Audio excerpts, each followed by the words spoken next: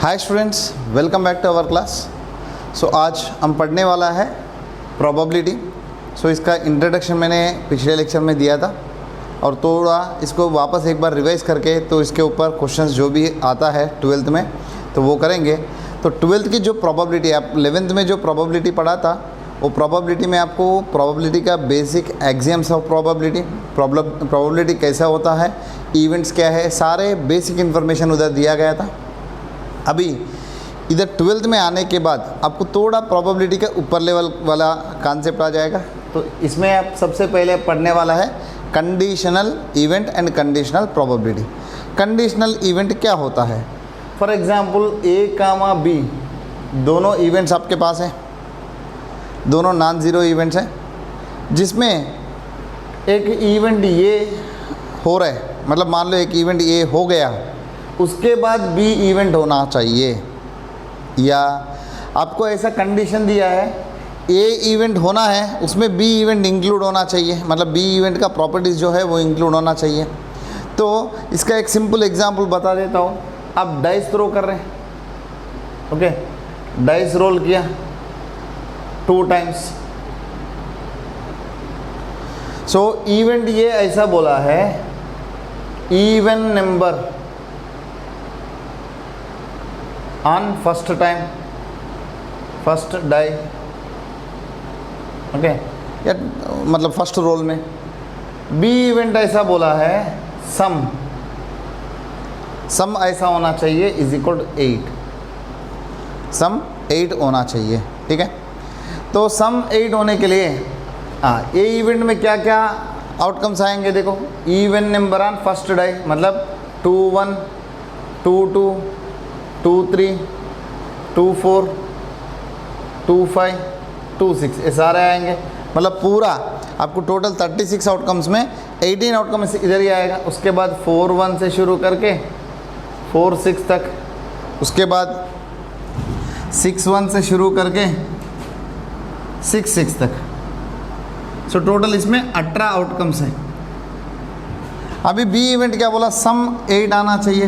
किधर से चालू करते हैं, 1 7 तो होगा नहीं, 2 6 एंड 3 5 एंड 4 4 एंड 5 3 एंड 6 2, ये हो गया बी इवेंट।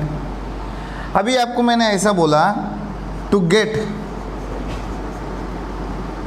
इवन या to get sum 8 given that ये मेरा कंडीशन है, given that first die contain, मतलब फर्स्ट प्लेस कंटेन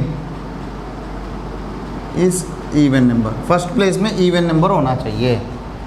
तो ये जो इवेंट अब डायरेक्टली लिख सकते हैं कैसे, देखो आपको सम 8 आना चाहिए, उसके साथ साथ पहली जगह पे इवन नंबर होना चाहिए। इधर देखो सम 8 आने वाला ये है, इसमें इवन प्लेस में है, फर्स्ट प्लेस में इवन होने वाला ये और ये 3।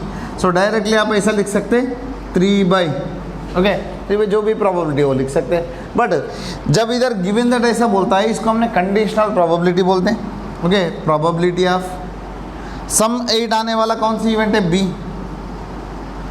इधर ऐसा लगता है, ये सिंबल को हमने बोलते हैं given that A, sorry, probability of event B given event A, given event A, या probability of B happening of B after happening of A, मतलब बी इवेंट हो रहे कब, ए होने के बाद, ठीक है। इसका कैसे हो जाएगा, इसका एक फार्मूला दिया गया है, तो वो फार्मूला के बारे में पढ़ेंगे हम।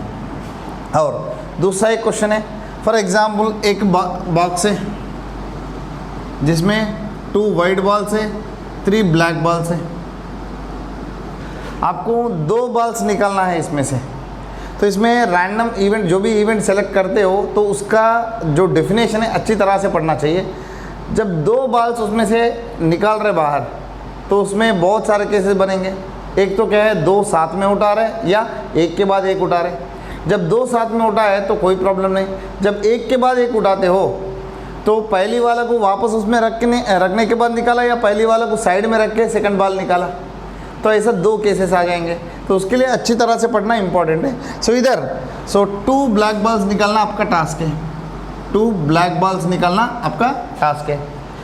तो एक के बाद एक निकाल रहे हैं, एक के बाद एक, और विदाउट रिप्लेसमेंट मानते हैं। सो पहला मैं क्या कर रहा हूँ, फर्स्ट ब्लैक बॉल निकाल रहा हूँ सीधा। ब्लैक बॉल्स कितना है, 3 है, इसमें से एक निकालना। सो 3C1, टोटल कितना है 5 बॉल्स है, उसमें से एक निकालना है तो 5C1 क्लियरली आ जाएगा 3/5। अभी पी ऑफ, अभी सेकंड ब्लैक बॉल निकालना है without replacement, without replacement second black ball निकालना है, ठीक है। हाँ, जब ये सेकंड ब्लैक बॉल निकाल रहा है, ठीक है, तो इसमें B1 B2 B3 ऐसा बॉल्स है या कोई भी सेम होने दो। आप इसमें से सेकंड वाला ब्लैक बॉल निकाल रहे हैं, तो ये कब हो रहे हैं, विदाउट रिप्लेसमेंट का मतलब है ऑलरेडी एक इवेंट हो चुका है। मतलब पहला एक ब्लैक बॉल हमने निकाल चुका है, उसको साइड में रख दिया, उसके बाद ये इवेंट हो रहे हैं। इसको रिप्रेजेंट करने के लिए B2 आफ्टर B1, मतलब मैंने पहला एक ब्लैक बॉल निकाल के साइड में रखा था, उसके बाद सेकंड बॉल निकाल रहा हूँ। ये इवेंट ऐसा रिप्रेजेंट करता है happening of B2 after happening of B1। इसको भी हमने कंडीशनल प्रोबेबिलिटी बोलते हैं। इधर प्रोबेबिलिटी ऑफ या event B of given event A, given event A मतलब बी इवेंट होने का प्रोबेबिलिटी फाइंड करना, आपको ये कंडीशन लगाना चाहिए, ए इवेंट भी साथ साथ में होना चाहिए।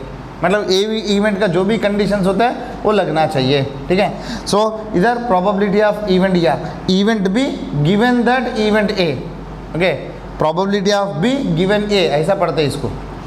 इधर probability of B2 after happening of B1, okay. So इधर अभी सेकंड वाला ब्लैक बॉल निकाल रहा हूँ पूरा बॉक्स में। पहले 3 ब्लैक बॉल्स था, एक निकाला, अभी 2 ब्लैक बॉल्स हो गए। सो 2 में से एक निकालना 2C1, पहला 5 था, एक निकालने के बाद 4 हो गए 4C1, ये हो जाएगा 2/4। अभी इधर आपको 2 बॉल्स निकालने का प्रोबेबिलिटी पूछा है, रिक्वायर्ड इवेंट है ए मान लो, ओके। इसमें कैसे है, पहला आप क्या कर रहे हैं, फर्स्ट बॉल निकाल रहे B1, उसके बाद इमीडिएटली मतलब साइमल्टेनियसली एक के बाद एक दूसरा इवेंट आप निकाल रहे पी ऑफ, कैसे B2 after B1, B2 after B1 मतलब फर्स्ट ब्लैक बॉल निकाला, उसके बाद तुरंत सेकंड ब्लैक बॉल निकाला। सो टोटल इवेंट मुझे क्या है, 2 ब्लैक बॉल निकालना है। अभी मेरा टास्क खत्म हो गया। सो B1 कितना हो जाएगा इधर से 3/5, B2 कितना हो जाएगा, B2 आफ्टर B1 कितना है 2/4, ठीक है। तो ये हो जाएगा, सीधे सिंप्लीफाई कर तो आंसर आ जाएगा। और इसको अपने ऐसा भी जनरली कर सकते हैं। तो पहला मेरे पास कितना बॉल्स था, 3 ब्लैक बॉल्स था, उसमें से एक निकाला बाई 5C1, उसके बाद अभी 2 ब्लैक बॉल्स हो गए 2C1 बाई टोटल 4 हो गए 4C1। डायरेक्टली ऐसे भी कर सकते हैं, इतना लिखने का ज़रूरत नहीं, बट शॉर्ट क्वेश्चंस में करना है तो ऐसा करें, थ्योरेटिकली एक्सप्लेनेशन करना है तो ऐसा करना चाहिए। तो ये जो इवेंट है इसको हमने बोलते हैं conditional event, okay. Conditional event मतलब क्या होता है, एक इवेंट होना चाहिए, उसके अंडर मतलब ये इवेंट होने के लिए कुछ कंडीशन दिया रखा है। दूसरा क्या है, एक इवेंट होने के बाद दूसरा इवेंट हो रहा है तो उसको भी हमने कंडीशनल इवेंट बोलते हैं, उसका प्रोबेबिलिटी को हमने बोलते हैं कंडीशनल प्रोबेबिलिटी। इधर ये होगा probability of B2 after happening of B1, ठीक है। इधर probability of B given event A, ठीक है। तो दोनों में कोई फ़र्क नहीं है, दोनों लगभग सेम मीनिंग में आता है। तो इसका डेफिनेशन कैसे दिया है, इसका डेफिनेशन कैसे दिया है थोड़ा हम इसको देखते हैं।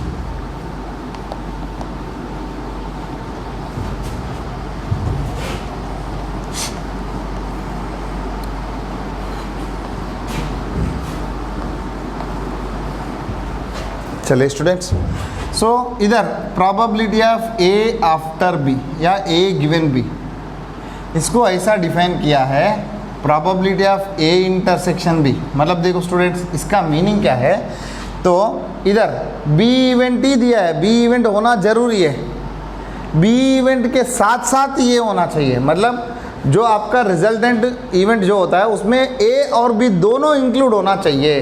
तो इसका मतलब है ए इंटरसेक्शन भी, ए और बी दोनों इंक्लूड होने तो इंटरसेक्शन भी। हाँ, अभी आपको इधर क्या है, सैम्पल स्पेस जो है वो पूरा सैम्पल स्पेस नहीं है, with respect to B given B बोला है, तो जो गिवन इवेंट होता है वही सैम्पल स्पेस बनेगा। So that will be P of B हो जाएगा। इसको हमने सिंपली लिख सकते हैं, इसका फार्मूला आपको पता है, N of A intersection B upon N of S, इधर N of B upon N of S, ये दोनों कैंसिल हुआ, N of A intersection B upon N of B. So इधर कंडीशन ये है कि N of B should not be zero या P of B should not be zero, ठीक है। नल इवेंट या वॉइड इवेंट नहीं होना चाहिए, ठीक है। ये कंडीशनल प्रोबेबिलिटी की डेफिनेशन है, ये अच्छी तरह से आपको याद रखना चाहिए। Same to same P of B after ये भी लिख सकते हैं। सो ये हो जाएगा P of A intersection B या बी इंटरसेक्शन, ये दोनों सेम है, अपन पी ऑफ ए। इधर कंडीशन क्या है, P of A not equal to zero, ठीक है। ये है स्टूडेंट कंडीशनल प्रोबेबिलिटी की डेफिनेशन। इसको ये जो इवेंट है इसको हमने बोलते हैं conditional event. So happening of A after happening of B या happening of A given event B, given event B, okay. इसको हमने बोलते हैं ए गिवन बी या ए आफ्टर बी, ओके। कैसे भी पढ़ सकते हैं। ये हो गया कंडीशनल प्रोबेबिलिटी और इसके ऊपर क्वेश्चंस करते। और इधर से आपको एक थ्योरम दे रहे होगा, मल्टीप्लिकेशन थ्योरम, मल्टीप्लिकेशन थ्योरम। सभी लोग याद रखना स्टूडेंट, जब भी आप कोई भी एक प्रॉब्लम में एक इवेंट का बात कर रहे हैं तो वो प्रॉब्लम होने तक एक सैम्पल स्पेस होता है यूनिवर्सल सेट जैसा। सो जब भी मैं ये इवेंट डिफाइन कर रहा हूँ, ए कामा बी दोनों events are subset of sample space S, subset of sample space S. और ये ए कामा बी दो रैंडम इवेंट्स है, random events, okay. So any two random events है और ये रैंडम एक्सपेरिमेंट में ए कामा बी दो इवेंट्स हैं। टोटल ये जो एक्सपेरिमेंट लेते हैं हमने उसके हमने बोलते हैं रैंडम एक्सपेरिमेंट्स। ए कामा बी जो ले रहे हैं हमने वो दो इवेंट्स हैं, ओके। सिंपल इवेंट्स या कंपाउंड मतलब कॉम्प्लेक्स इवेंट्स कोई भी हो सकता है। तो इधर याद रखना, जब भी ये इवेंट लिखे तो इसमें नीचे जीरो नहीं होना चाहिए, इधर भी ये वाला जीरो नहीं होना चाहिए। हाँ, मल्टीप्लिकेशन थ्योरम क्या होता है, एक रैंडम एक्सपेरिमेंट है, सैम्पल स्पेस एस है, ए कामा बी दो नॉन जीरो इवेंट्स है, then P of A intersection B, P of A intersection B, इसको कैसे डिफाइन किए है। देखो ये वाला जो डिफिनेशन है इसमें से P of A intersection B कैसा आएगा, P of A after B into P of B, या ये वाला फार्मूला से कैसे आएगा, P of B after A into P of A. So ये दोनों कंडीशन में इसमें P of B not equal zero होना चाहिए, इसमें P of A not equal zero होना चाहिए, ठीक है। सो जब भी ए कामा भी नॉन जीरो इवेंट्स बोलते हैं। सो ये इसको हमने बोलते हैं मल्टीप्लिकेशन थ्योरम, ओके। सो ये मल्टीप्लिकेशन थ्योरम देखो स्टूडेंट, इधर मैंने अभी क्वेश्चन पढ़ाया था, दो बॉल्स निकालने का एक के बाद एक, ठीक है। सो दो बॉल्स निकालने का प्रोबेबिलिटी तो फर्स्ट बॉल बी निकाला, उसके बाद सेकंड बॉल निकाला ए आफ्टर बी, ओके। यही मल्टीप्लिकेशन थ्योरम उधर हमने यूज़ किया है। तो उसके बाद आपको दूसरा एक कॉन्सेप्ट पढ़ना होता है, इंडिपेंडेंट इवेंट्स, इंडिपेंडेंट इवेंट्स। याद रखना स्टूडेंट्स, सभी बच्चे कंफ्यूज हो जाते हैं इंडिपेंडेंट इवेंट्स में और म्यूचुअली एक्सक्लूसिव इवेंट्स में। म्यूचुअली एक्सक्लूसिव इवेंट्स क्या होता है, जब दोनों सेट्स को आप ड्रा करते हो, जैसा दो इवेंट्स को आप ड्रा करते हो, सेम सेट थ्योरी जैसा, event is nothing but A set, दोनों का इंटरसेक्शन पार्ट जो है, इधर दोनों का भी इंटरसेक्शन हुआ नहीं, ए इंटरसेक्शन भी नल सेट है, तो इसको हमने बोलते हैं A comma B are mutually exclusive, mutually exclusive events, mutually exclusive events. इसका मतलब है एक दूसरे को टच नहीं हो रहे, एक दूसरे का कॉमन कोई भी नहीं है, ठीक है। और इंडिपेंडेंट इवेंट्स मतलब क्या होता है, इंडिपेंडेंट इवेंट में ये ऐसा नहीं आएगा, इंडिपेंडेंट इवेंट में ऐसा सिचुएशन आएगा दोनों जोड़ेगा ही जोड़ेगा, बट कंडीशन क्या होता है, सो दो events are said to be independent if happening of one event does not affect the happening of second event, okay. इसका सिचुएशन मैं बता देता हूँ। जैसा दो स्टूडेंट्स हैं, दो स्टूडेंट को मैंने एक प्रॉब्लम दिया सॉल्व करने के लिए, सो दोनों को मैंने अलग अलग रूम में बिठाया, ठीक है। तो ये सिचुएशन ऐसा है, पहला स्टूडेंट जो प्रॉब्लम सॉल्व करने का पॉसिबिलिटीज़ किसके ऊपर डिपेंड होता है? It does not depend on the second student. भले सेकंड स्टूडेंट प्रॉब्लम सॉल्व करे या ना करे, पहला वाला स्टूडेंट का कोई फ़र्क नहीं पड़ेगा। सिमिलर वे पहला वाला स्टूडेंट क्वेश्चन सॉल्व करे या ना करे, सेकंड वाला को कोई फ़र्क नहीं पड़ेगा। सो फर्स्ट वाला अपना काम अपने हिसाब से करेगा, सेकंड वाला अपने हिसाब से करेगा। So problem solving capacity depends on students IQ level, so it does not depends on another. So either problem solving by two students is independent event, जैसा 2 एग्जाम लिख रहे वो भी इंडिपेंडेंट इवेंट है। हाँ, डिपेंडेंट कैसे होगा?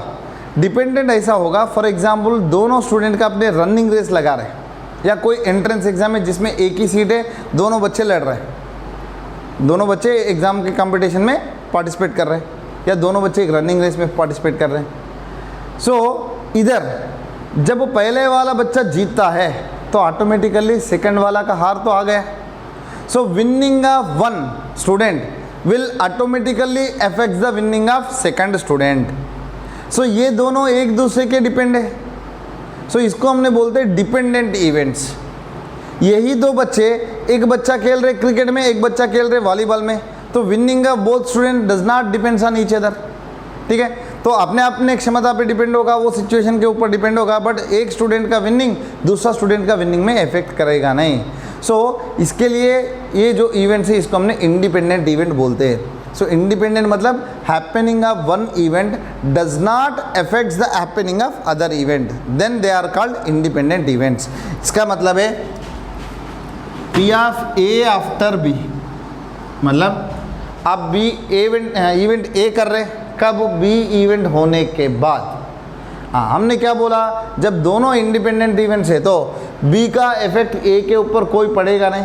तो in this case we can directly write this as P of A। Okay, so happening of A does not affect by the happening of B। So B का रोल कोई भी नहीं रहेगा, B का इफेक्ट तो बिल्कुल नहीं रहेगा। सो P of A after B को हमने डायरेक्टली P ऑफ A लिख सकते हैं। सो इंडिपेंडेंट इवेंट्स में ये कंडीशन है। उसके बाद same to same P of B after ये है, तो इसको हमने लिख सकते हैं P of B। Okay, so ये इंडिपेंडेंट इवेंट का डेफिनेशन है। बट एक कंडीशन भी जनरेट होगा। ए मल्टीप्लिकेशन थ्योरम में ए वाला आप कंडीशन लगाओ। सो इधर A आफ्टर B की जगह पे क्या लगा सकता हूँ? मैंने डायरेक्टली ये लगा सकता हूँ। सो इधर आपको इंडिपेंडेंट इवेंट से तो कंडीशन ऐसा मिलेगा, P of A intersection B is equal to P of A into P of B, ऐसा कंडीशन मिलेगा। This is very very important. So 2 events independent events है तो कंपलसरी ये कंडीशन होना चाहिए, P of A intersection B is equal to P of A into P of B। So please make a note students a formulas को।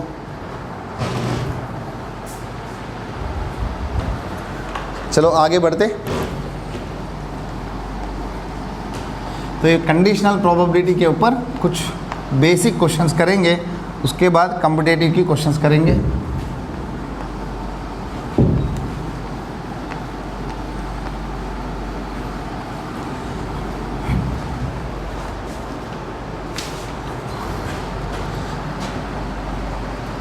पहले इसके ऊपर कुछ फार्मूलाज भी करेंगे। P of S after A क्या होगा? P of A after A क्या होगा? P of A union B after A क्या होगा? A union B after C लिखते हैं। उसके बाद P of A complement after B A क्या होगा? सो सबसे पहले स्टूडेंट्स इधर S रिप्रेजेंट करता है सैम्पल स्पेस, सैम्पल स्पेस, ठीक है। So every set is subset of its sample space. इसके हिसाब से क्या आ जाएगा इधर? P of S intersection A upon P of A आएगा।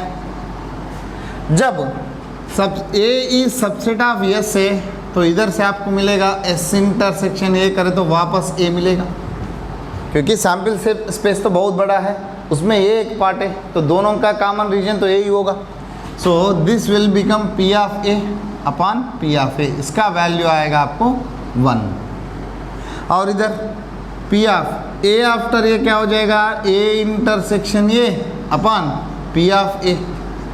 सो ये हो जाएगा A intersection A is nothing but ये upon P of A. So इसका वैल्यू भी 1 हो गया। A union B after C, चलो इसको हमने कैसे लिख सकते हैं, पी ऑफ, देखो A union B after C को कैसे लिख सकते हैं, A union B intersection C upon P of C. इधर इसका अप्लाई करो distributive law, A intersection C union B intersection C upon P of C. So इधर ए पूरा ए मान लो, इधर पूरा बी मान लो, P of A union B formula, P of A intersection C plus P of B intersection C minus ये दोनों का intersection, A intersection C intersection B intersection C, ये हो जाएगा A intersection B intersection C. इसमें intersection सी 2 बार लिखने का ज़रूरत नहीं है। ए इंटरसेक्शन सी, देखो A intersection C intersection B intersection C, सभी जगह पे इंटरसेक्शन ही है, ब्रैकेट का ज़रूरत नहीं है। और इंटरसेक्शन सी 2 बार आ रहे हैं तो 2 बार लिखने की ज़रूरत नहीं है, एक ही बार लिखो। इसका वैल्यू हो जाएगा A intersection B intersection C. अब होल अपॉन ए हो जाएगा पी ऑफ सी। हाँ अब इसको देखते हैं। अब देखो स्टूडेंट, इधर P of A intersection C upon P of C, ये हो जाएगा P of A intersection C upon P of C plus P of B intersection C upon P of C minus P of, इसको मैंने ऐसा लिख रहा हूँ, A intersection B intersection C upon P of C. देखो student, P of A after B का formula क्या था, P of A intersection B upon P of B था। देखो इसको ऐसा लिख सकते हैं, इसको ऐसा लिख सकते हैं। अब देखो इसके हिसाब से ये हो जाएगा P of A after C, ये होगा P of B after C minus ये होगा P of A intersection B after C.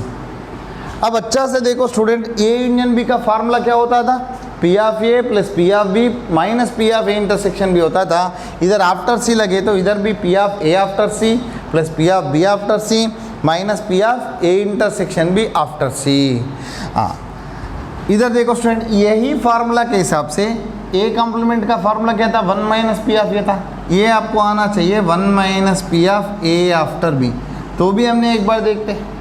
Okay so हाँ इधर दूसरी बात है, ये करने से पहले if A comma B are mutually exclusive events, mutually exclusive events, मान लो म्यूचुअली एक्सक्लूसिव इवेंट्स होता है तो P of A union B after C कैसे होगा, P of A after C होगा plus P of B after C होगा। A वाला पार्ट नहीं रहेगा क्योंकि उसका इंटरसेक्शन 0 था। सो इधर पी ऑफ ए इंटरसेक्शन भी 0 था। जब ए इंटरसेक्शन भी नल सेट होता है इसका कोई मीनिंग ही नहीं रहेगा। ठीक है, उसके बाद अब देखते हैं स्टूडेंट्स, ये हो गया।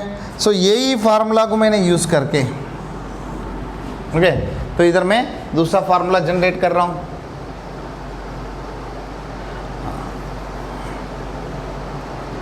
इधर देखो student, A union A complement को हमने लिख सकते एस। सो मैं ऐसा लिख रहा हूँ पी ऑफ एस आफ्टर सी। देखो P of S after a का वैल्यू कितना था 1, इसका वैल्यू 1 है। पी ऑफ एस के जगह पे क्या लिख सकता हूँ, A union A complement after C. और इधर ए इंटरसेक्शन ए कॉम्प्लीमेंट कैसा था, नल सेट था, डिसजॉइंट है। ओके म्यूचुअली एक्सक्लूसिव, जब म्यूचुअली एक्सक्लूसिव होता है यूनियन को ऐसा लिख सकते। So this become P of A plus A after C plus P of A dash after C is equal to 1। देखो ए यूनियन बी को हमने ऐसे लिख सकते P of A after C, P of B after C, in case A intersection भी 0 है तो इधर ये दोनों का इंटरसेक्शन 0 है। सो अब आपको मिलेगा P of A complement after C को हमने 1 minus P of A after C लिख सकते हैं। ये भी इम्पॉर्टेंट है स्टूडेंट्स। ओके सो ये please make a note student, ये सारे फार्मूलाज आपको इंपॉर्टेंट है, कॉम्पिटिटिव एग्जाम में इसके ऊपर क्वेश्चंस पूछ सकता है। So please make a note. चलो स्टूडेंट आगे देखते हैं। और अभी कुछ एग्जाम्पल्स करेंगे कंडीशनल प्रोबेबिलिटी के ऊपर, कैसे करते हैं एग्जाम्पल्स और कैसे पूछता है एग्जाम्पल्स इसमें, देखते बस।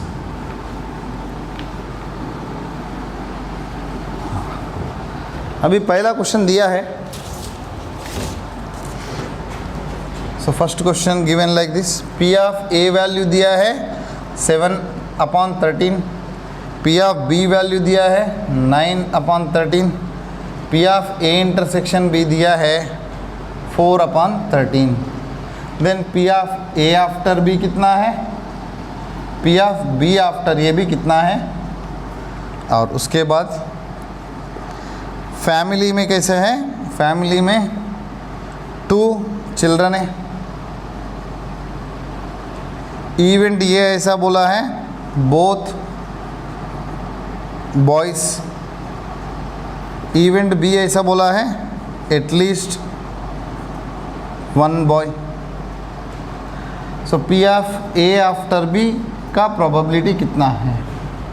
उसके बाद 10 कार्ड्स है जिसमें 1 to 10 नंबर्स है। ओके, ए इवेंट ऐसा बोला है इवन नंबर निकालना। ओके, इसमें से 1 card is selected at random. So B event ऐसा बोला है number greater than 3। Then what is मतलब A intersection B and what is P of A given B. So उसके बाद इसमें 1000 स्टूडेंट्स है एक क्लास में या एक स्कूल में, इन ए स्कूल। उसमें 430 स्टूडेंट्स है गर्ल्स, बाकी कौन है बॉयज़। ये 430 स्टूडेंट्स में 10% students in 12th standard. Okay, तो अभी हमने रैंडमली एक स्टूडेंट को सिलेक्ट कर रहे हैं। ओके, सो इधर ए इवेंट ऐसा है इवेंट ऑफ सेलेक्टिंग क्लास 12। हाँ, गिवन दैट आपको होना चाहिए गर्ल चाइल्ड। ओके, सो इधर probability that selected student from class 12th given that it is a girl child। Okay, अब देखते स्टूडेंट 1 by 1 क्वेश्चन करेंगे। सो इधर directly P of A after B दिया है, ए आफ्टर बी पूछा है। सो इसका फार्मूला क्या था, P of A intersection B upon P of B. देखो सारे दिया हुआ है, ए भी दिया हुआ है, ए भी दिया हुआ है। सो 4/13 बाई 9/13। सो ये आंसर आ जाएगा 4/9। इधर भी same to same A intersection B upon P of A. So same 4/13 by 7/13, 4/7। देखो स्टूडेंट, दोनों में ए और बी का कॉमन वैल्यू ऊपर आना चाहिए। कॉमन वैल्यू कितना था, 4 इवेंट्स था। इधर जब नीचे बी होता है, बी को सैंपल स्पेस में ट्रीट किया गया है, तो बी में इवेंट्स कितना, बी में आउटकम्स कितना है, फेवरेबल आउटकम्स 9 है। सो देखो टोटल 13 आउटकम्स मान लो, 13 टोटल आउटकम्स में तो 4 फेवरेबल है दोनों के लिए, 9 फेवरेबल है बी के लिए, 7 फेवरेबल है ए के लिए। इधर ऐसा बोला है ए आफ्टर बी का मतलब दोनों मिल के आना चाहिए, और जिसमें सिर्फ बी में ही काउंट करो। सिर्फ बी में काउंट करें तो 9 है, जिसमें दोनों का रिलेटेड वाला कितना है, 4 है। सो 4/9 आ जाएगा प्रोबेबिलिटी। ठीक है, हाँ ऐसा। इधर फैमिली हैज़ 2 चिल्ड्रन, मतलब सैम्पल स्पेस क्या होगा students, boy boy, boy girl, girl boy, और उसके बाद गर्ल गर्ल। ये 4 पॉसिबिलिटीज हैं। अब बोथ बॉयज होने का प्रोबेबिलिटी कितना है, P of A, both boys का एक ही है 1/4। एटलीस्ट 1 बॉय होने का प्रोबेबिलिटी एक या एक से ज़्यादा हो सकता है, मतलब ये 3 केसेस आएंगे 3/4। ए इंटरसेक्शन भी कितना हो जाएगा स्टूडेंट्स, मिनिमम से मिनिमम एक बॉय होना चाहिए या बोथ बॉयज होना चाहिए। मिनिमम से मिनिमम एक बॉय मतलब ये तीनों का कॉमन ये वाला है, और ए का पॉसिबिलिटी एक ही है, दोनों का इंटरसेक्शन वापस हो ही आएगा। तो ये इंटरसेक्शन बी में सिर्फ बी और बी रहेगा। सो अब देखो P of A after B, इसका क्या हो जाएगा, P of A intersection B upon P of B हो जाएगा। समझा स्टूडेंट? इधर ए इंटरसेक्शन बी का मतलब क्या है, ए और बी दोनों होना चाहिए, दोनों बायस होना है तो एक ही इवेंट है, और एटलीस्ट वन बाय मतलब ये तीनों इवेंट्स हैं, दोनों में कॉमन क्या आ रहा है, सिर्फ ये आ रहा है, तो ए इंटरसेक्शन बी लिखा। अब P of A intersection B क्या है वैसे, सो ओनली वन इवेंट है, सो 1 अपॉन टोटल 4 है, भाई पी ऑफ बी देखो 3 अपॉन 4 है, तो इसका मतलब है 1 अपॉन 3 आ जाएगा रिक्वायर्ड प्रोबेबिलिटी। उसके बाद आपको एक कार्ड्स दिया है जिसमें 1 to 10 नंबर लिखा हुआ है, उसमें से एक कार्ड रैंडमली आप सेलेक्ट कर रहे हैं। सो ए इवेंट बोला है इवन नंबर आने का, तो इवन नंबर आने का क्या क्या आउटकम्स है, 2, 4, 6, 8, 10। सो पी ऑफ ए आ जाएगा आपको 1/2, 5/10 दैट इज़ 1/2। हाँ, ग्रेटर देन 3 मतलब 4, 5, 6, 7, 8, 9, 10, तो 7 आउटकम्स है। पी ऑफ बी आ जाएगा 7/10। ए इंटरसेक्शन बी में कितना आउटकम्स आएंगे, देखो ए इंटरसेक्शन बी में क्या क्या है, 4 है, 6 है, 8, 10, तो 4 आउटकम्स है। सो मैं सीधा लिख रहा हूँ 4/10। ए आफ्टर बी का फॉर्मूला क्या है, P of A intersection B upon P of B है। सो ये हो जाएगा 4/10 बाय बी का कितना था, 7/10, सो ये हो जाएगा 4/7। अब देखते स्टूडेंट्स इधर probability of probability of selecting A class 12th student given that she should be a girl. Okay, हाँ इधर क्या हो जाएगा, प्रोबेबिलिटी ऑफ दोनों का इंटरसेक्शन। दोनों का इंटरसेक्शन क्या होता है स्टूडेंट, क्लास 12th में girl child. Okay, so girl child of standard 12th upon, so P की जगह पे डायरेक्टली एन भी लिख सकता हूँ मैंने, एन। इधर नीचे वाला जो है सैम्पल स्पेस बनेगा, सो टोटल गर्ल्स। अब देखते हैं स्टूडेंट्स, तो क्लास 12th में गर्ल चाइल्ड कितना है, देखो टोटल 430 गर्ल्स में 10% are from 12th standard. Okay, सिर्फ गर्ल्स का ही बात कर रहा हूँ मैंने। 430 गर्ल्स में से 10% मतलब 43 हो जाएगा। So this girls will of standard 12 will be 43। So year मैं लिख रहा हूँ, सो 43 अपॉन टोटल गर्ल्स कितना है स्टूडेंट, टोटल गर्ल्स है 430, सो ये हो जाएगा 0.1। So this is the probability of selected student of class 12 and given that she is a girl. Okay, इसका मतलब है आप सिर्फ गर्ल से ही सिलेक्ट करना, गिवन दैट गर्ल मतलब गर्ल से ही सिलेक्ट करना, बॉयज़ को पूरा साइड में रख दो, बॉयज़ का कोई लेना देना नहीं। 430 में से आप सिर्फ गर्ल को सिलेक्ट करना है, वो भी 12th स्टैंडर्ड की गर्ल को। ठीक है, तो 12th स्टैंडर्ड वाला कितना है, 10% ही है, तो डायरेक्टली 10% मतलब 43, टोटल गर्ल्स है 430, सो इधर 0.1 आ जाएगा इसका प्रोबेबिलिटी।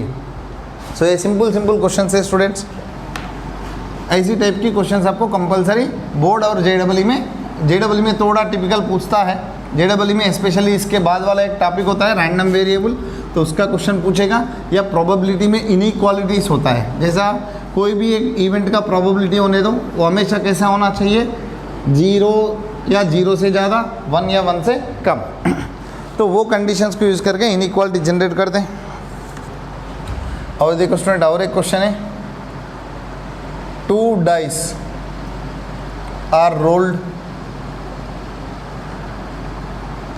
इसमें इवेंट ए बोला है सम 6 आना चाहिए, इवेंट बी बोला है नंबर 4 ऑन एटलीस्ट 1 डाई।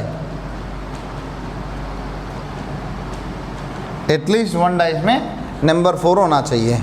अब देखते हैं ए इवेंट में सम 6 क्या क्या आएगा, 1 से चालू करते, 1 5 2 4 3 6 3 3 4 2 एंड 5 1। बी इवेंट क्या बोला है, at least 4 on 1 die. Okay, at least 4 on 1 die. ठीक है, तो कोई भी एक डाई में 4 आना चाहिए।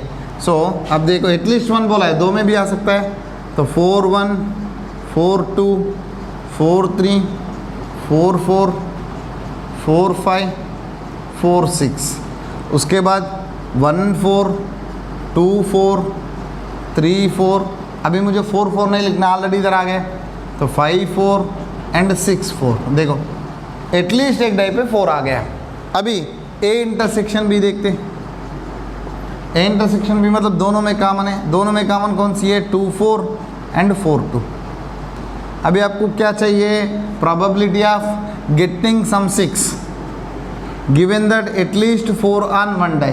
तो देखो एटलीस्ट 4 ऑन 1 डाई मतलब ये वाला है, अभी इसको सैम्पल स्पेस माना जाता है। इसमें एटलीस्ट 1 4 आने वाला कौन सी इवेंट से? 2। सो इधर N of A intersection B upon N of B लिख सकते हैं। सो इधर 2 आया, इधर टोटल कितना है? 1 2 3 4 5 6 7 8 9 10 11। So total 11। This is the required probability. और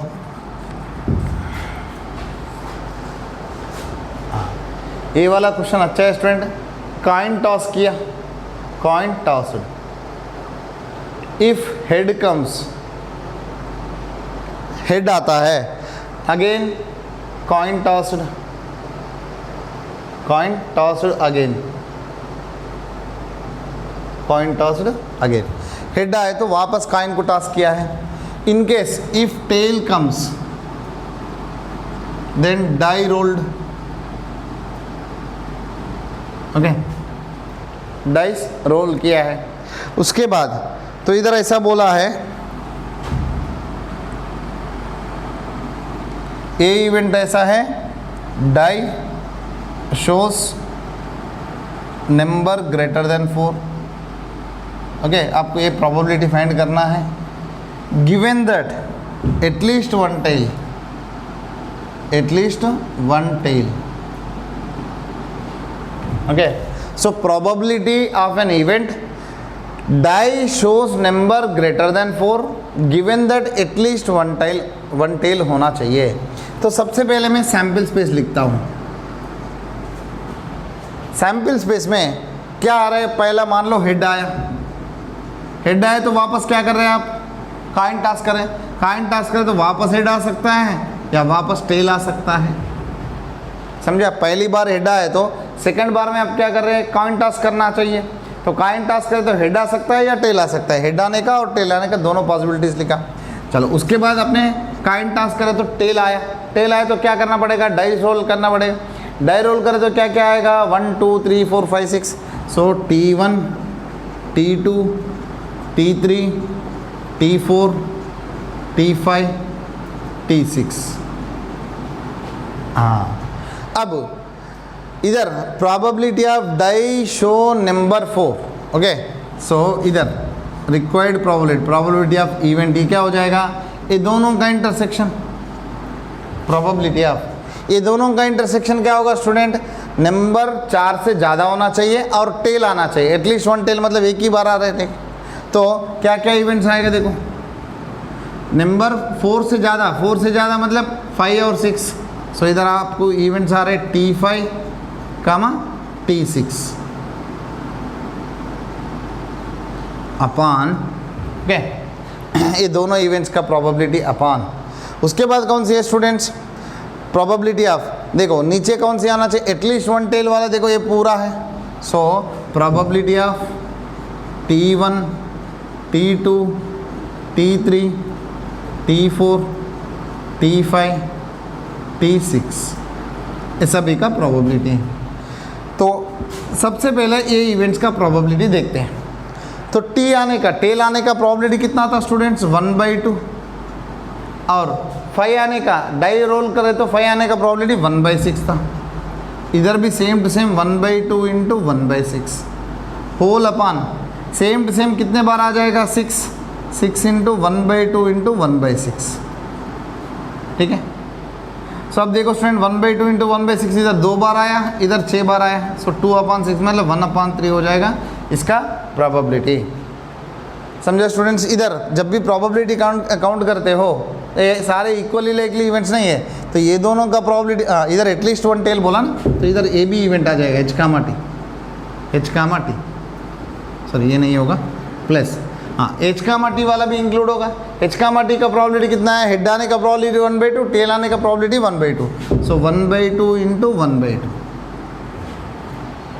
सो ये हो जाएगा स्टूडेंट टोटल प्रोबेबिलिटी, अब मतलब रिक्वायर्ड प्रोबेबिलिटी। अब ये काउंट करो, इसका कितना था? तो इसका ऊपर वाला का 1/6, नीचे वाला का ये 1/2 होगा, प्लस ए हो जाएगा 1/4, सो 1/6 बाय ये कितना हो जाएगा? 3/4, इसको 4 बाय ये कितना हो जाएगा? 18, दैट इज 2/9। सो ये प्रोबेबिलिटी होगा रिक्वायर्ड प्रोबेबिलिटी। इधर देखना स्टूडेंट, एक्चुअली इधर क्या बोला है? एटलीस्ट 1 टेल बोला है। ये सभी में तो टेल है और इधर भी टेल है, ये वाला भी इंक्लूड करना चाहिए आपको, ठीक है। हाँ, जब प्रोबेबिलिटीज सारे का प्रोबेबिलिटीज लेते हो, इसका प्रोबेबिलिटी लेना चाहिए, इसका सभी का ऐड करना। इधर टेल आने का प्रोबेबिलिटी 1/2 है, 1 आने का प्रोबेबिलिटी 1/6 है, ऐसा सभी का ऐड कर दिया, ठीक है। उसके बाद इसका प्रोबेबिलिटी कितना हो जाएगा? 1/2 इंटू 1/2, ओके। और आपको जब भी ऐसा डाउट आता हो, जैसा प्रोबेबिलिटी की जो 10th मतलब 11th में पढ़ा था, सारे इवेंट्स का प्रोबेबिलिटी का सम 1 आना चाहिए। तो इसका प्रोबेबिलिटी कितना हो जाएगा? 1/2 1/2, तो ऐसा 1/4, इसका भी 1/4, प्लस इसका कितना? 1/2 इंटू 1/6, तो 1/12 ऐसा कितने बार है? 6/12, सो ये 1/2 होगा, ये भी 1/2 होगा, टोटल प्रोबेबिलिटी 1 आएगा। मतलब हमने जो प्रोबेबिलिटीज ले रहे ईच इवेंट का, ये बराबर ही है, ठीक है। सो ये है स्टूडेंट, ये थोड़ा डिफरेंट क्वेश्चन है, तो सभी का इवेंट सेम नहीं आएगा, सभी का प्रोबेबिलिटी सेम नहीं आएगा। जैसा सारे इवेंट्स का प्रोबेबिलिटी सेम आता है, जैसा डाई रोल करें तो 1/2 1/6 1/6, तो 1/6 आता है सभी का, तो इसको हमने बोलते हैं equally likely events. Equally likely मतलब सभी का प्रोबेबिलिटी सेम है।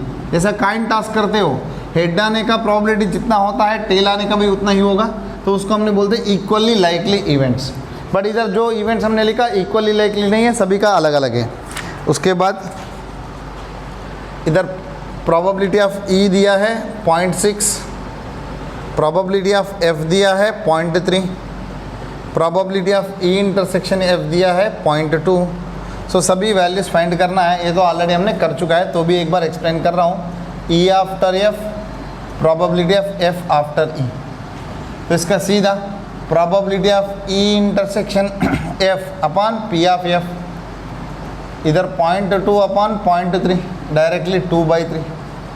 इसका P of E intersection F upon P of E, इधर directly 0.2 upon 0.6, that is 2/6, that is 1/3, ठीक है स्टूडेंट्स। उसके बाद और एक क्वेश्चन ऐसा दिया है, so 2 into P of A is equal to P of B is equal to 5/13 दिया है, and P of A after B value दिया है 2/5। सो ए यूनियन बी का प्रोबेबिलिटी कितना है? अब देखते students, what is P of A probability, इधर लेके गए तो 5/26, पी ऑफ बी का कितना हो जाएगा? 5/13। इधर से इसका फार्मूला क्या था? P of A intersection B upon P of B था, इज इक्वल टू 2/5। ये पी ऑफ बी को मैंने इधर लिख रहा हूँ, into P of B value कितना है? 5/13, सो ये आ जाएगा 2/13। आपको P of A union B find करना था, इसका फार्मूला पता है, P of A plus P of B minus P of A intersection B. अब देखो पी ऑफ ए कितना है? 5/26, पी ऑफ बी कितना है? 5/13 को मैंने 10/26 लिख सकता हूँ, 2 से मल्टीप्लाई किया। इधर minus P of A intersection B, ये 2/13 है, तो इसको माइनस 4/26 लिखता हूँ, ताकि सभी का डिनोमिनेटर सेम आ जाएगा। इधर कितना हो जाएगा? 15 माइनस 4, दैट इज 11/26। ये हो जाएगा ए यूनियन बी का प्रोबेबिलिटी। उसके बाद देखते स्टूडेंट्स, एक ब्लैक डाई एंड एक रेड डाई, दोनों को रोल किया है, रोल्ड। फर्स्ट है सम ग्रेटर देन 9 होना चाहिए, given that black is showing 5। हाँ, अब देखते स्टूडेंट्स, जब ब्लैक और रेड ऐसा अलग अलग डाइस बोला है, इसको ब्लैक वाला को फर्स्ट डाई मानते, रेड वाला को सेकंड डाई मानते, दोनों को साथ में रोल किया, उसमें कोई प्रॉब्लम नहीं है आपको, ठीक है। तो जो दो अलग अलग डाइस है, जैसा 1 2 और 2 1 अलग अलग है, ठीक है, ऐसे ही इधर भी ब्लैक और रेड अलग अलग है। तो पहले ब्लैक ले रहा हूँ, सेकंड वाला प्लेस में रेड डाई ले रहा हूँ, उसमें कोई प्रॉब्लम नहीं है, ठीक है। तो टोटल आउटकम्स तो सेम 36 आने वाला है। सो इधर probability of required event A ले रहा हूँ इज इक्वल टू, इधर ये दोनों का इंटरसेक्शन क्या होना चाहिए, सम ग्रेटर देन 9 होना चाहिए and black showing 6, black dye showing 5 and some greater than 9 upon इधर प्रोबेबिलिटी ऑफ ब्लैक शोइंग 5। अब देखते स्टूडेंट्स क्या क्या इवेंट्स आएगा जब ब्लैक शोइंग 5 एंड सम 9, मतलब इधर क्या क्या इवेंट्स आएगा, ब्लैक 5 शो करना है, ठीक है, तो सम 9 आना है, तो 5 के साथ साथ कितना होना चाहिए, सिर्फ 4 होना चाहिए ताकि 9 आएगा। और इधर फर्स्ट वाला ब्लैक लिया हमने, तो 5 को और कोई नंबर ऐड कर तो 9 आएगा, नहीं आएगा, तो ये हो गया अपॉन इधर ब्लैक शोइंग 5, तो ब्लैक वाला 5 शो करना है, तो 5 1 5 2 5 3 अप टू 5 6। अब देखो इसका प्रोबेबिलिटी कितना है, तो इसका 1/36 भाई, इसका हर एक का 1/36 है, क्योंकि 1/6 इंटू 1/6 ऐसा कितना है, 6 है, 6/36 है, टोटल हो जाएगा 1/6, ठीक है स्टूडेंट्स। सो ये हो जाएगा इसका प्रोबेबिलिटी। नेक्स्ट देखते स्टूडेंट्स,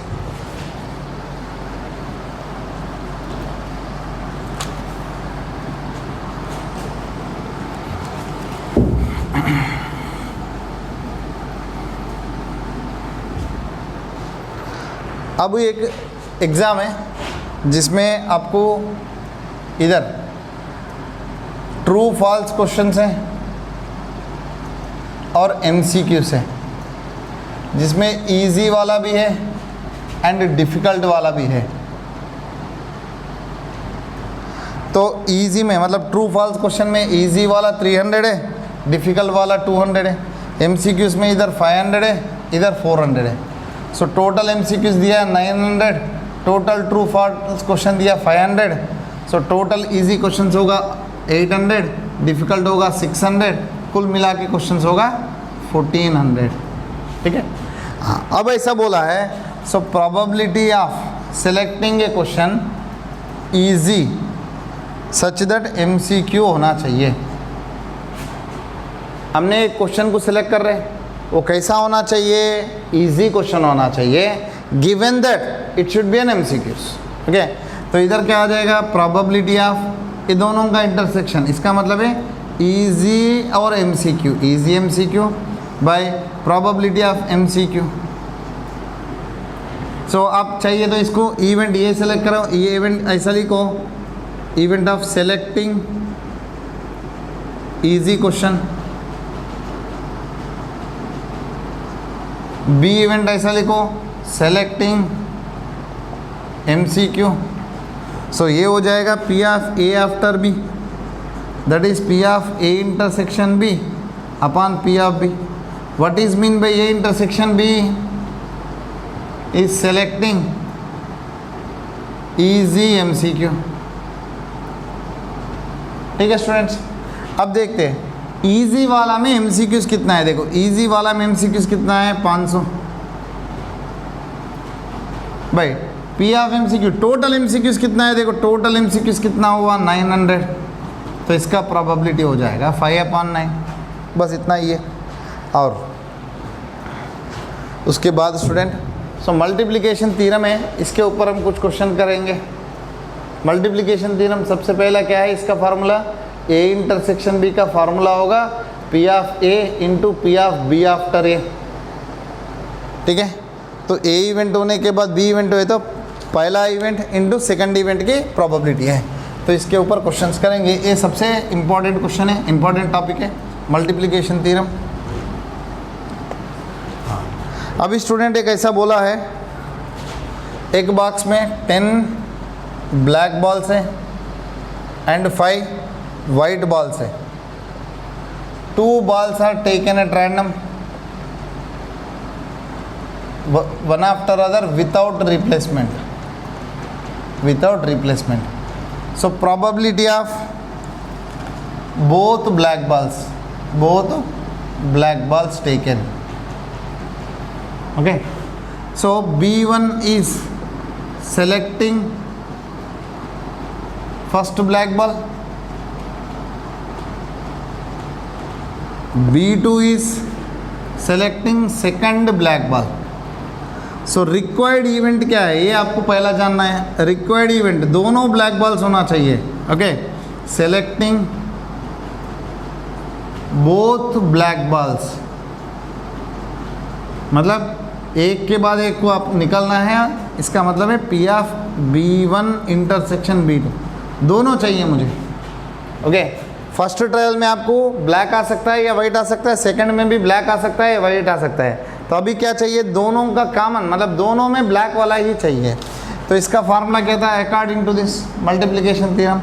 तो पहला ब्लैक बॉल निकालने का probability into second time black ball निकालने का given that after taking the first black ball. चलो B1 पहली बार आपने ब्लैक बॉल निकाल रहे हैं, तो टोटल बॉल्स कितना है स्टूडेंट्स, 15. सो टोटल प्रोबेबिलिटी आ जाएगा 15C1 या 15.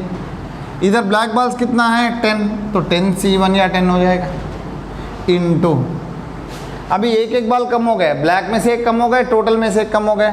अभी सेकंड टाइम आप निकाल रहे हैं, आपके लिए 9 बॉल्स है, उसमें से एक निकालना है तो 9C1. भाई टोटल 14 ही बॉल्स है, 14C1. सो ये हो जाएगा 5 2 ज़ा 5 5 ज़ा सॉरी 5 3 ज़ा, इधर 9 एज इट इज़ बाई 14. सो 2 7 ज़ा 3 3 ज़ा, ये हो जाएगा 3/7.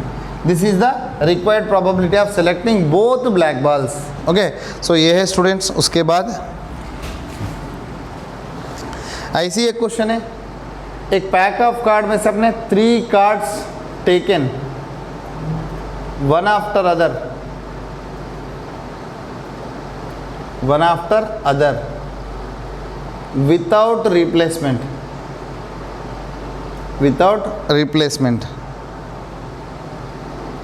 हाँ, सो फाइंड प्रोबेबिलिटी ऑफ,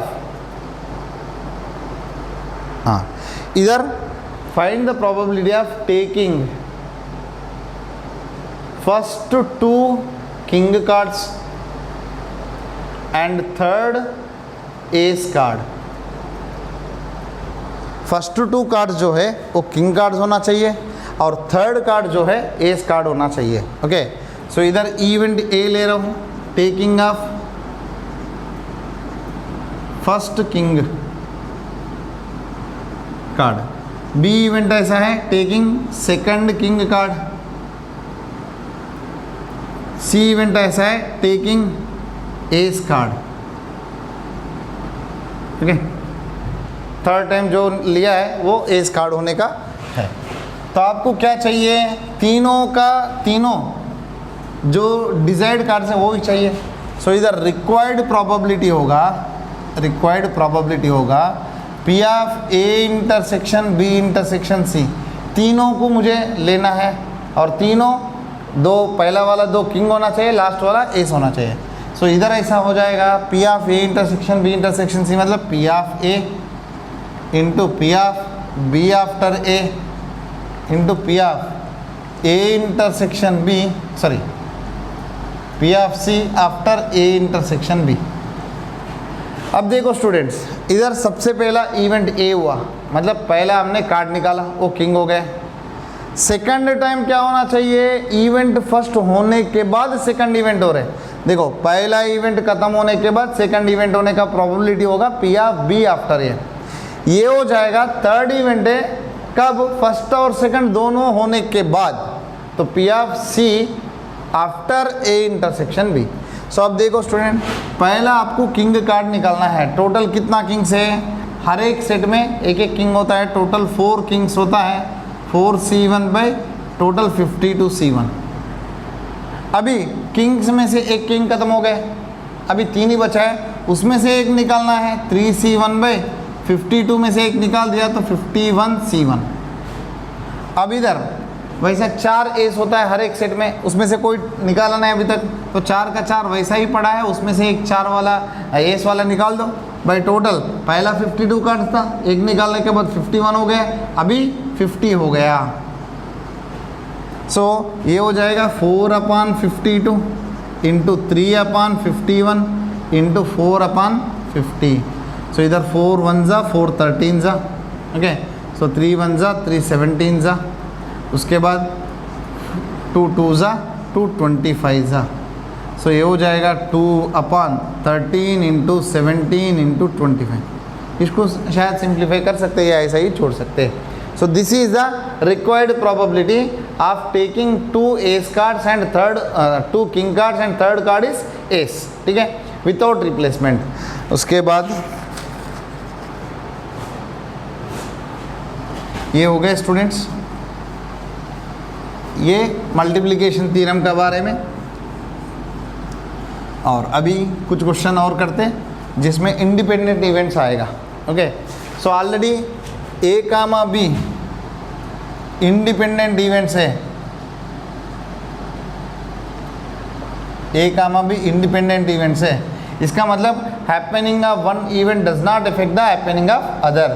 तो क्या हो जाएगा, P of A after B को हमने ऐसा लिख सकते हैं पी ऑफ ए, या पी ऑफ बी आफ्टर ए को भी हमने ऐसा लिख सकते हैं पी ऑफ बी। उसके बाद P of A intersection B को हमने ऐसा लिख सकते हैं P of A into P of B, okay. अब देखते हैं स्टूडेंट्स तो इसके ऊपर क्वेश्चंस कैसे करें। Hi students, let us see some problems based on independent events from the chapter probability. So before this topic, so we discussed some properties and some formulas regarding independent events. So what is mean by independent event? Let us revise again. So two events are said to be independent if happening of one event does not affect the happening of other event. And so P of A intersection B is equal to P of A into P of B. This condition we have seen. So let us see some problems based on independent events. So first of all इधर ऐसा दिया है आपको A comma B are independent events दिया है, and कोई random experiment का A intersection B value दिया है, A complement intersection B complement दिया है, तो P ऑफ A और P ऑफ B या P ऑफ A फाइंड करने के लिए बोला है। सो मैं ले रहा हूँ P ऑफ A को x ले रहा हूँ, P ऑफ B को हमने लेंगे y।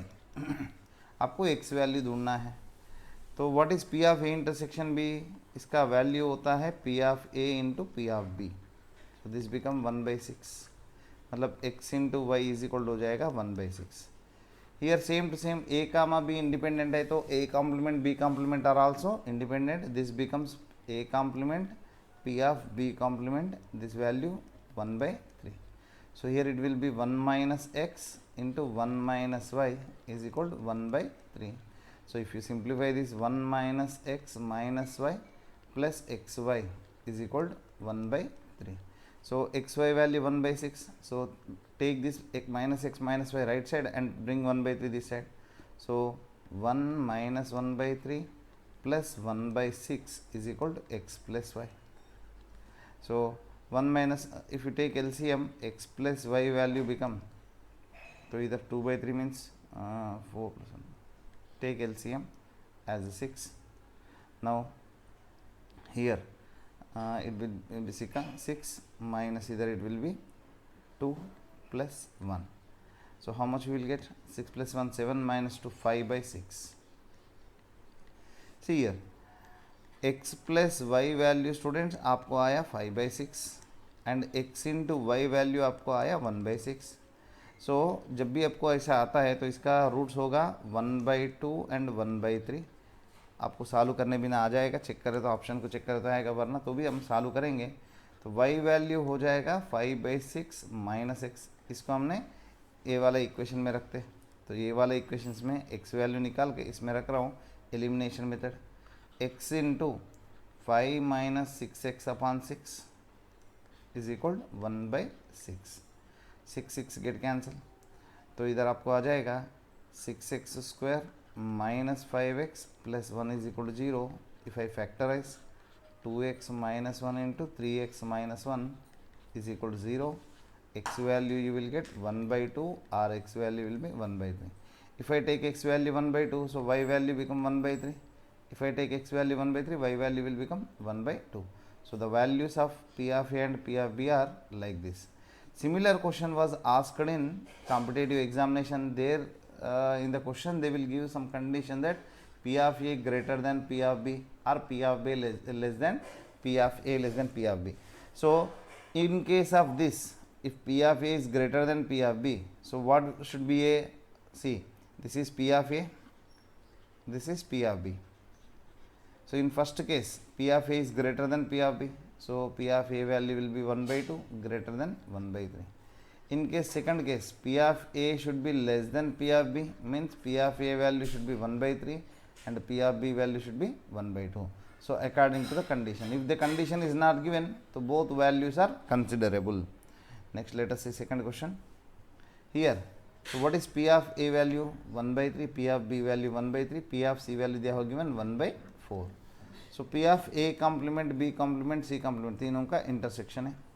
इवेंट्स आर इंडिपेंडेंट बोला. जब इंडिपेंडेंट होता है सीधा इधर वैल्यू आपको आ जाएगा P of A complement, P of B complement into P of C complement. This will be P of A complement will be 1 minus 1 by 3. P of B complement will be 1 minus 1 by 3. P of C complement will be 1 minus 1 by 4. So actually ऐसी type की question है competitive में generally. इधर 1 by 2 भी देख लिया है, इधर तो 1 by 3 से कर रहे हैं, कोई भी वैल्यू ले सकते हैं. बट एक क्वेश्चन ऐसा है जिसमें इधर 1 by 2, इधर 1 by 3, 1 by 4 दिया है. कोई बात नहीं, अभी इसे भी कर सकते हैं हम. सो इधर कितना हो जाएगा 2 by 3, this will B 2 by 3, this will B 3 by 4. आप सिंप्लीफाई करो, 3 3 cancel, 4 4 cancel, so answer will be 1 by 3.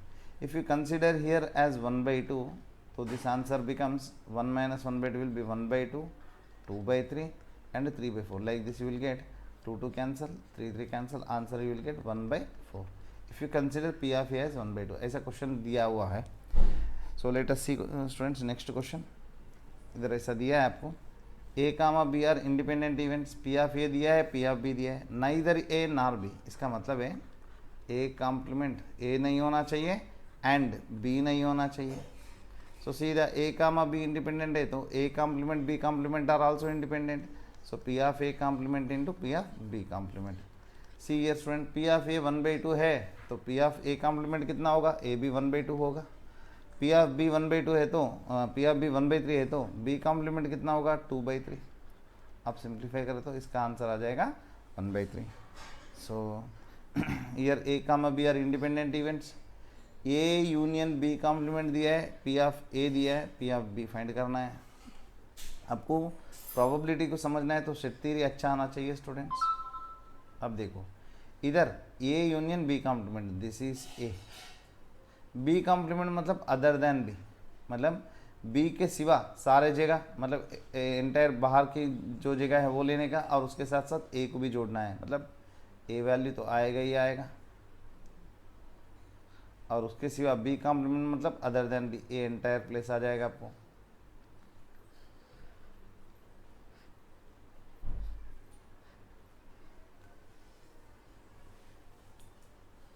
हाँ अब देखो स्टूडेंट, सो ये जगह बचा है, इसको नहीं लेना, बाकी एंटायर जगह ले सकते हैं. This is the part B minus A. So P of A intersection B, sorry P of A union B complement, इसको कैसे ले सकते हैं? 1 minus P of A union B complement whole complement लिख सकते हैं. जैसा P ऑफ A को 1 minus P of A complement लिख सकते हैं आप. So here 1 minus this will become P of A complement intersection B complement का कॉम्प्लीमेंट हो जाएगा B according to D Morgan laws. A intersection B या A union B का whole complement करे तो आपको ऐसा होगा A complement union B complement. Union बन जाएगा इंटरसेक्शन, इंटरसेक्शन बन जाएगा यूनियन, मतलब इंटरचेंज होगा. हाँ ऑलरेडी हमने पढ़ चुका है A कामा B इंडिपेंडेंट है तो A dash and B are also independent, A and B dash are also independent. This can be written as P of A dash into P of B. So 1 minus what is P of A value? तो 0.3 है. और इसका value कितना दिया था 0.8। P of A complement कितना होगा, ए value 0.3 है तो ए कॉम्प्लीमेंट होगा 0.7 इंटू पी ऑफ बी कितना होगा, पी ऑफ बी तो फाइंड करना एक्स मान लो इसको, ठीक है। अब देखते हैं स्टूडेंट, ए पूरा इंटरचेंज करो। सो इधर 0.7 into P of B is equal to 1 minus 0.8 will be P 0.2। So P of B value will be 0.2 upon 0.7 that is 2/7। ये आंसर हो जाएगा। Next student, A comma B are independent events दिया है, तो ये देखो ये वैल्यूज दिया है और आपको फाइंड करना P of A. So A B independent है तो A and B complement are also independent, this can be written as P of A into P of B complement, this value will be 3/25. This value is also same, we can write it as p of a complement into p of b, this is also 8/25। p of a को x लेते, p of b को y लेते हैं, so क्या हो जाएगा student, x into 1 minus y is equal 3/25। So इधर y into 1 minus x is equal to 8/25। so this become y minus xy is equal to 8/25. This is x minus xy is equal to 3/25. Now simplify, ये दोनों को subtraction कर दो। so क्या हो जाएगा, y minus x is equal to 5/25 that is 1/5। now students, तो y minus x is equal to 1/5। आपको x वैल्यू चाहिए तो y को हम ऐसे लिख सकते हैं 1/5 प्लस x। सो ये जो कंडीशन को ये वाला या ए वाला इक्वेशन में रिप्लेस करो, जिसमें इक्वेशन इजी लगता है उसमें रिप्लेस करते। तो पहला वाला है, सेकंड वाला किसी में भी कर सकते। देखो मैंने फर्स्ट वाला इक्वेशन में कर रहा हूँ substitution, x into 1 minus y value कितना आया 1/5 plus x. So 1/5 minus of plus minus हो जाएगा इज इक्वल टू 1/5 सॉरी 3/25। अब देखो students, 1 minus 1/5 will be 4/5, 4/5 minus x is equal to 3/25। Simplify करो स्टूडेंट्स, इधर 4x minus 5x square is equal to 3/5 आएगा। So इधर 25x square minus 20x plus 3 is equal to 0, ये दोनों का multiply करें तो 75 होगा। 15 5 75, 15 प्लस 5 आ जाएगा 20। सो इसको फैक्टराइज करें तो 25x square minus 15x minus 5x minus 3 is equal 0। सो आपको ऐसा मिलेगा 5x minus 1 into 5x minus 3 है, ठीक है, इज इक्वल 0। x वैल्यू आपको मिलेगा 1/5 और 3/5।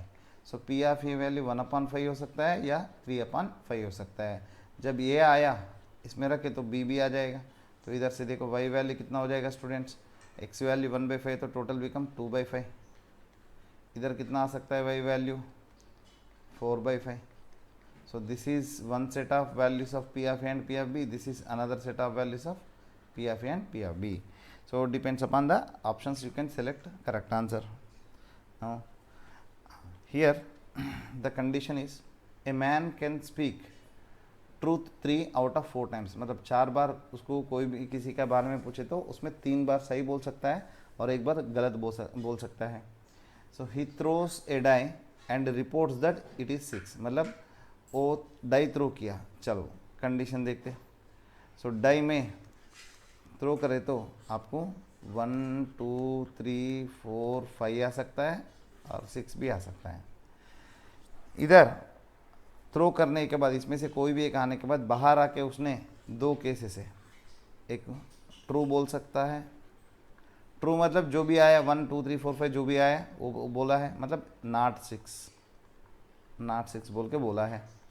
इधर फॉल्स बोले तो क्या हो जाएगा, उसने इसके सिवा 1 2 3 4 5 के सिवा 6 आया बोल के बोल सकता है। ओके 6 आया बोल के बोल सकते हैं। मान लो 1 आया तो बाहर आके बोला 6, 2 आया तो बाहर आके बोला 6, 3 आया तो बाहर आके बोला 6, ऐसा।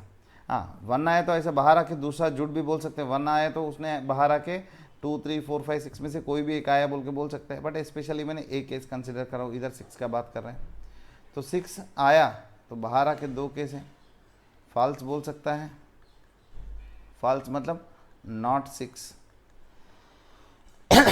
नेक्स्ट इधर ट्रू, ट्रू मतलब आके 6 बोला है। अब देखते स्टूडेंट्स, आपको बाहर आके उसने क्या रिपोर्ट किया, 6 बोल के रिपोर्ट किया। देखो ए केस में बाहर आके 6 बोल सकता है, ए वाला केस में भी बाहर आके 6 बोल सकता है। So probability of reporting 6 report करने का पॉसिबिलिटीज़ क्या है। देखो इधर पहला क्या आना चाहिए, 6 आना चाहिए। ओके मतलब 1 2 3 4 5 कोई भी एक आना चाहिए, उसमें से उसने आके बोला 6, मतलब 1 2 3 4 5 में कोई भी आने का प्रोबेबिलिटी कितना है, 5/6। ओके हाँ, बाहर आके उसने फॉल्स बोलना चाहिए, 6 आया बोल के। फॉल्स बोलने का प्रोबेबिलिटी कितना है, 3/4 में ट्रू बोलेगा तो 1/4 में फॉल्स बोलेगा, ये फॉल्स बोलने का प्रोबेबिलिटी है। तो 1 to 5 कोई भी आया बट बाहर आके उसने बोला गलत बोला है तो 6 आया बोल के, तो ये केस एक हो सकता है। दूसरा क्या है, ट्रू मतलब 6 आया है, 6 आने का प्रोबेबिलिटी 1/6, बाहर आके उसने सच बोला 3/4। हाँ ये इसको हमने बोलते हैं टोटल प्रोबेबिलिटी, इसका बारे में आगे भी पढ़ेंगे, टोटल प्रोबेबिलिटी। और उसने क्या बोला है, find the probability that it is exactly a 6, मतलब एक्चुअली ए 6 मतलब अंदर 6 होना चाहिए। देखो आपको 6 वो बोले तो 6 आने का पॉसिबिलिटीज कम है। देखो बाहर आके 6 बोला मतलब ये दोनों केसेस में कोई भी एक केस हो सकता है, ठीक है। हाँ इसमें एक एक्चुअली 6 वाला केस किधर है, इधर है। सो इसका प्रोबेबिलिटी पूछ रहे हैं। So required probability P of E will be here favourable वाला, देखो 3/24 बाई टोटल प्रोबेबिलिटी है 5 + 3 8/24। सो इसका प्रोबेबिलिटी आ जाएगा 3/8। इसको हमने एक्चुअली बेइस थ्योरम बोल के पढ़ते हैं, Bayes theorem and total probability.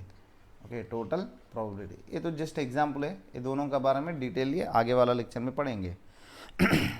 Next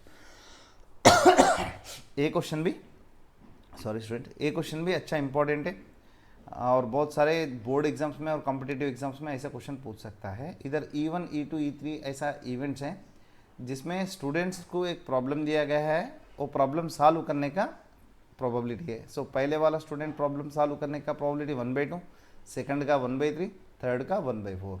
so what is the problem being solved, what is the probability that problem being solve, problem solve होने का प्रोबेबिलिटी कितना है। तो प्रॉब्लम सॉल्व होना है तो कौन सॉल्व कर सकता है students, among 3 at least one. Okay at least one solve करना है, उसका वैल्यू होता है P of E1 union E2 union E3। So this is that at least one of them solve, that is problem being solved. हाँ इसका बहुत लंबा फार्मूला है, उसमें सारे वैल्यूज रख के से फाइंड करने में टाइम लगता है, तो इसको मैंने सिंपली ऐसा कर रहा हूँ 1 - P of E1 union E2 union E3 का कॉम्प्लीमेंट लिख सकते। So this can be written as 1 - according to D Morgan law E1 complement union E2 complement union E3 complement. So अब देखते E1 E2 E3 इंडिपेंडेंट है तो this will be P of E1 complement into P of E2 complement into P of E3 complement. So कितना आ जाएगा students, 1 - E1 complement कितना है, तो E1 वैल्यू 1/2 है, तो E1 कॉम्प्लीमेंट 1 - 1/2 1/2 होगा। E2 कॉम्प्लीमेंट कितना है, 1/3 है, तो 1 - 1/3 2/3।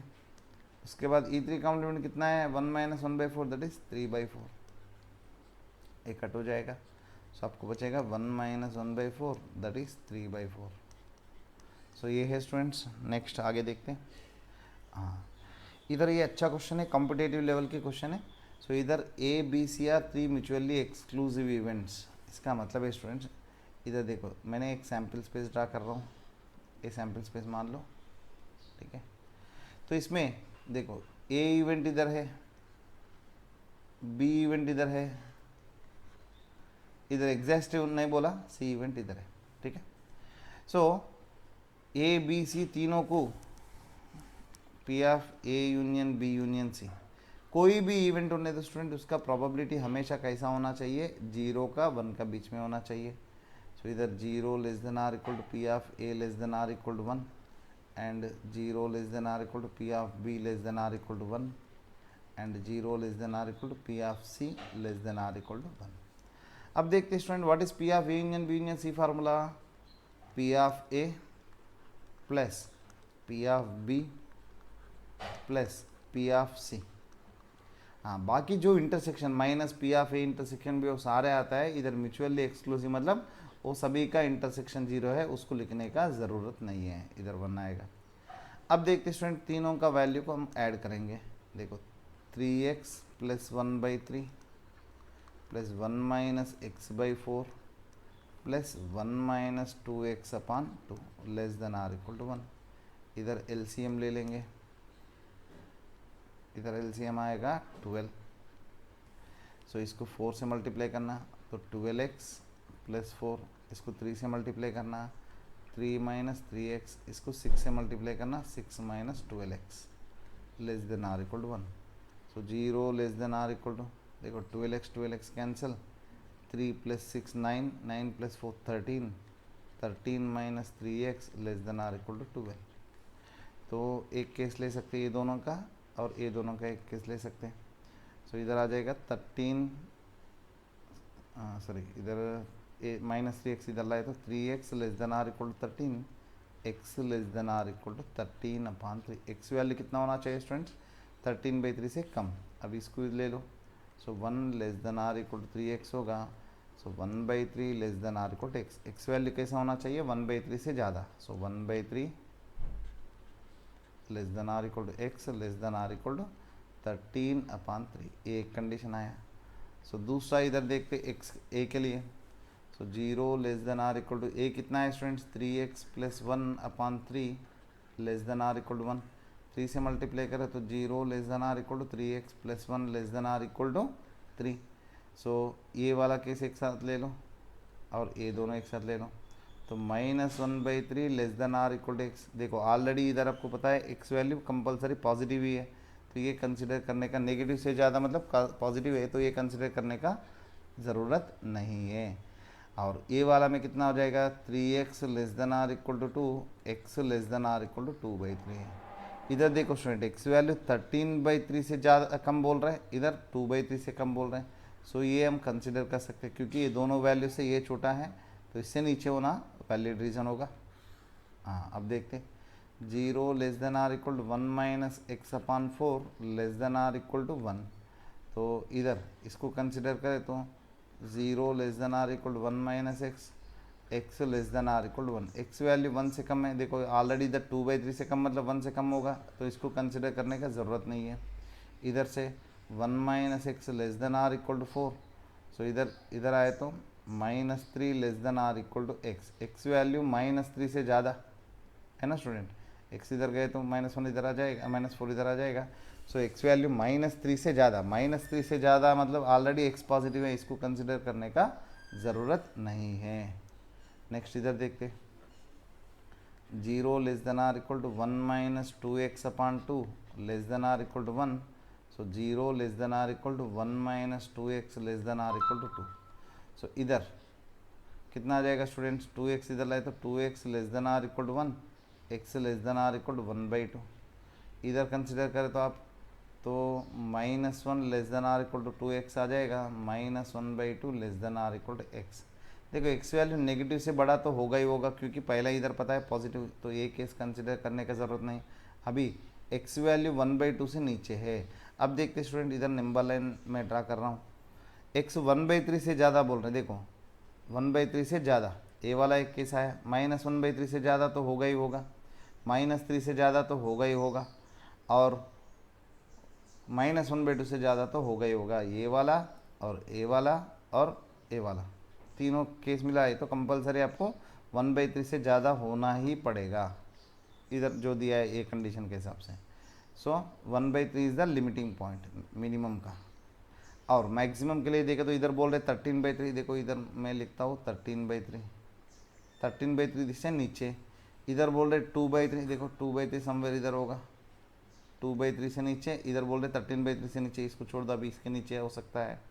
और उसके बाद इधर क्या बोल रहे हैं 1 के नीचे, तो 1 इधर रहेगा स्टूडेंट समवेयर, इधर 1 के नीचे मतलब 2/3 के नीचे ही लेना पड़ेगा। इधर बोल रहे हैं 1/2 के नीचे, तो 2/6 वैल्यू कितना होगा, 2/3 वैल्यू कितना होगा स्टूडेंट, 0.6 के आसपास, बट 1/2 वैल्यू इधर रहेगा। सो 1/2 के नीचे, 2/3 के नीचे, 1 के नीचे, 13/3 के नीचे, मतलब सबका कॉमन जो रीजन आएगा 1/2 के नीचे। सो ये जो जगह है x का रीजन है, therefore x belongs to closed bracket 1/3 to 1/2। ये x का रीजन होगा, सेट ऑफ वैल्यूज होगा।